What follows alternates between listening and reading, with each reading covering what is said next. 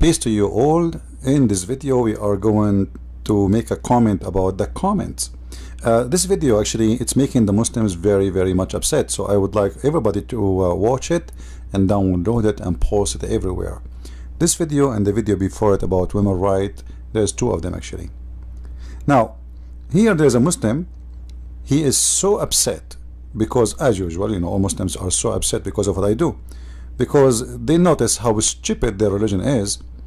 And you know, especially I'm showing a reference and showing in the screen everything you need to know about the stupid religion of Islam, which is nothing but a collection of fairy tale stories and legends of old generations before Islam.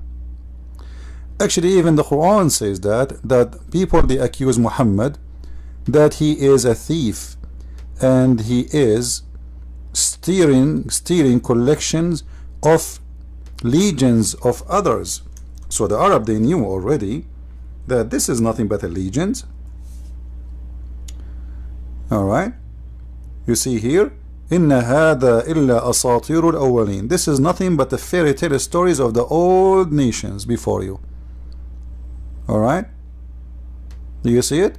They accuse him many times during his lifetime that this is the stories we know. You are, you know, those, but all those are legends, are stupid fairy tale stories.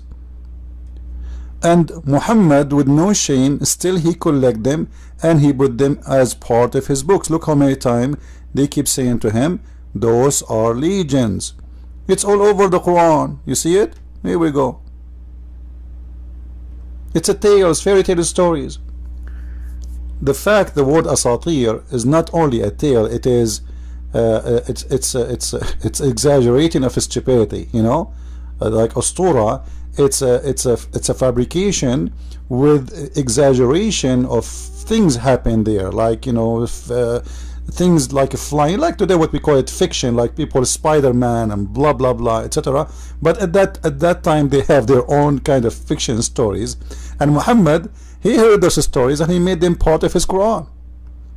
And this Abdul, he is trying to prove me wrong, and he posts something underneath of this video.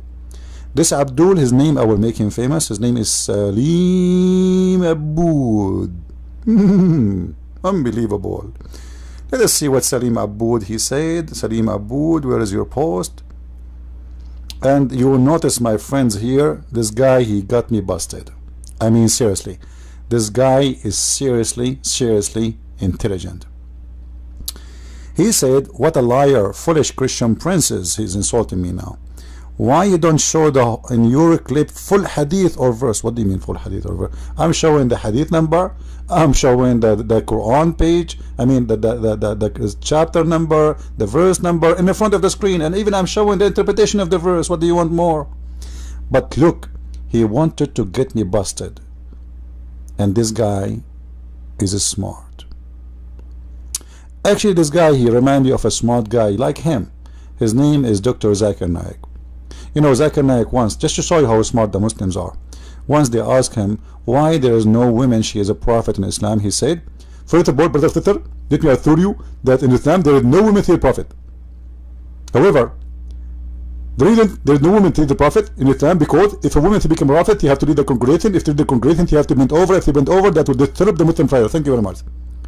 So the smart Abdul saying that there is no woman in Islam is a prophet because if she bend over, every Muslim will look at her ass. May Allah ask you with this intelligence. And this guy is exactly the same.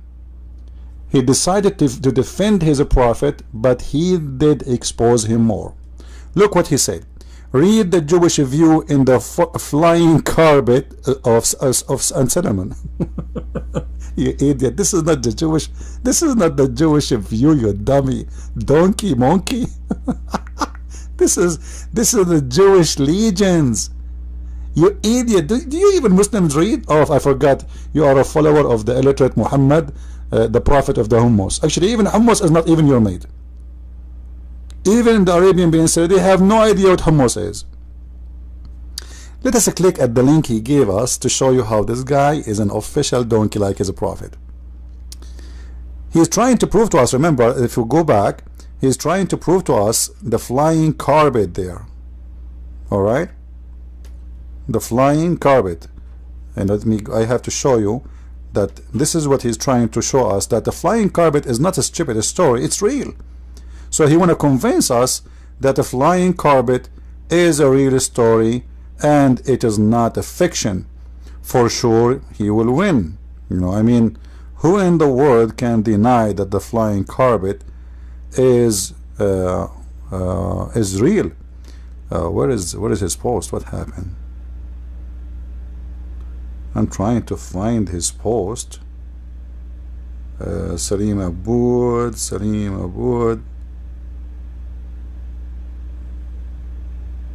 Here we go. Sorry for that. So he's saying Solomon carpet. Alright? So the whole here post he is making for the flying carpet, which means he's trying to prove to us it is not only the Muslims we are the stupid. He is trying to say to you, well, the Jewish are stupid too, so what do you say of that? Huh? You stupid idiot, the Jews don't believe in this. And I will show you from the website you gave us. This is the website you gave us. As you see, I click, we open it. Here we go in the side, it says Solomon carpet. Let us first expand the size of the page so everybody can read better. Alright, here we go. You are the one who mentioned the carpet, by the way. There is the eagle of Solomon, there is the temple of Solomon, there is etc. And even the ant, my friend, even the ant story, Muhammad, he stole it from there. And here is the story of the Queen of Sheba. By the way, do you know that your prophet, he mentioned in the Quran that when Solomon he died, he was dead, and the interpretation explain more details, that when he died, he died and he was standing up, and the reason for 1 year, guys, nobody noticed that this guy is dead. Some stories says for a couple of months, or like 6 months. For 1 year is standing dead and nobody noticed that he is dead. And how they notice he is dead? Because the termite, they ate his stick and then he fell down. Unbelievable story. I mean, a king, he died, and the ministers and the wives and the soldiers, nobody noticed that he is dead. They go to his throne and he's standing there. No comment. Now we click at the Solomon carpet. Do you see it, Abdul? This is what you choose for us from the same page. I will go a little bit up, a little bit up, a little bit up, and I got a surprise for you, Mr. Donkey. I hope donkeys will not feel insulted for calling a Muslim a donkey. Do you see what it says here, Abdul? Importance in Jewish legends. Do you see it? This is legends. This is nothing to do with the Bible, and this is nothing to do with the true belief. Those are collection of legends. The Jews, they tell their stories or the fairy tale stories for their children. So the Jews agree that those are legends. Then you can read the whole Testament, the Old Testament, and you will not find any of those stories there. Why? Because simply they are stupid legends. So when you as a Muslim, you agree that those are legends and your prophet, he stole them from the Jews and he put them in his book, that means your prophet is a fake prophet, for he is a thief of allegiance. Like, I wish he stole from the Old Testament a true story, but he is stealing legends, a flying carpet, a flying horse. You know, do you know that he mentioned the Suleiman, he used to have a flying horse before the flying carpet, but because he slaughtered him, when he get angry, Allah replaced the flying horse with the flying carpet. And I can show you Aisha, she heard about the flying carpet and the flying horse, sorry. She used to play with the toys with it, and this is why Muhammad, he come with the story of the flying mule he called it al-Buraq. This story is coming from the legend of the Jews, and the legend of the Jews is coming from the Assyrian, who have legends too about flying animals. So all of this is a collection of legends, and the question is, how someone he claimed to be a prophet of God, he agree with legends to make them as part of his story. How you agree with it? So if we go to the carpet issue, we go down.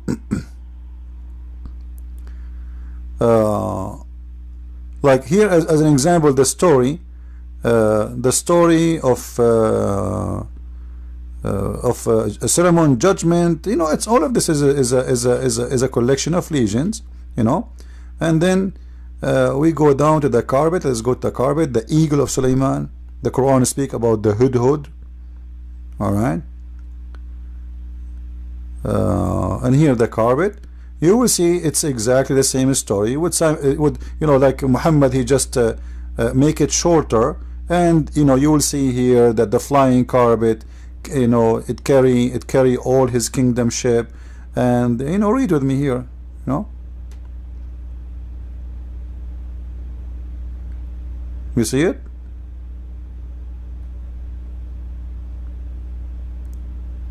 So he ordered the wind, and the Quran says the same, that Sulaiman, he ordered the wind, and the wind carry him.